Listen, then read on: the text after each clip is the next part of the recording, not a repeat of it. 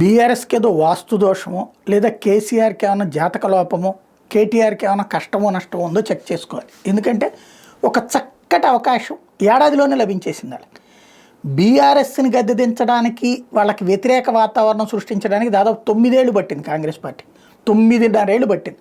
కేవలం last 6 monthsలోనే BRS దెబ్బతింది. అది కూడా కేవలం 2% ఓట్ల తేడానే. ఆ స్థాయిలో అది సక్సెస్ఫుల్గా నడిచింది. కానీ అదే కాంగ్రెస్ పార్టీ ఏడాది తిరిగేటప్పటికి తనకు వ్యతిరేకతను తయారు చేసుకుంది. దానికి సాక్ష్యం 3కి 3 అసెంబ్లీ స్థానాలు మండలి ఎలక్షన్ల స్థానాలు కోల్పోవడం, బీఆర్ఎస్ శాంతం పారిపోవడం, ఏడాదిలోనే పారిపోయే పరిస్థితికి రావడం, పార్లమెంట్ ఎన్నికల్లో 0కి రావడం. ఈవెన్ కాంగ్రెస్ పార్టీ 2014లోనూ ఆ పరిస్థితి రాలా, 2018లోనూ ఆ పరిస్థితి రాలా, 2023లోనూ ఆ పరిస్థితి రాలా. అదే బీఆర్ఎస్ ఏకంగా 0కి. ఈవెన్ బీజేపీ కూడా ఎప్పుడు ఆ పరిస్థితికి రాలా. అది బీఆర్ఎస్కి ఒక పెద్ద మైనస్, వ్యూహాత్మకమైనటువంటి మైనస్.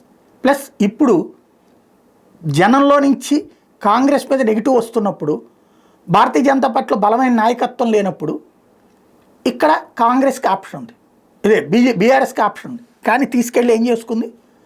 కాంగ్రెస్తో జట్టు కట్టింది. దక్షిణాది రాష్ట్రాల గొడవ సృష్టించే కాంగ్రెస్తో జట్టు కట్టింది. ఒకప్పుడు ఇదే స్టేట్మెంట్ కదా కేసీఆర్ ఇచ్చింది, దక్షిణాదిని కలుపుతాను, లేకపోతే యాంటీ మోడీ శక్తులను కలుపుతాను, ఇలాంటి దాంట్లోకి వెళ్ళి మళ్ళీ దూరింది. ఇప్పుడు ఎవరెవరు కలిసినట్టు అక్కడ కాంగ్రెస్ కోటేసినా బీఆర్ఎస్ కోటేసినా ఒకటే, ఇద్దరిది విధానం ఒకటే. ఇక అక్కడ ఆల్టర్నేటివ్ ఎవరు? బీజేపీ. మొన్నటిసారి బీఆర్ఎస్ బీజేపీ ఒకటే అన్న పాయింట్ జనంలోకి తీసుకెళ్ళి గెలిచింది కాంగ్రెస్ పార్టీ.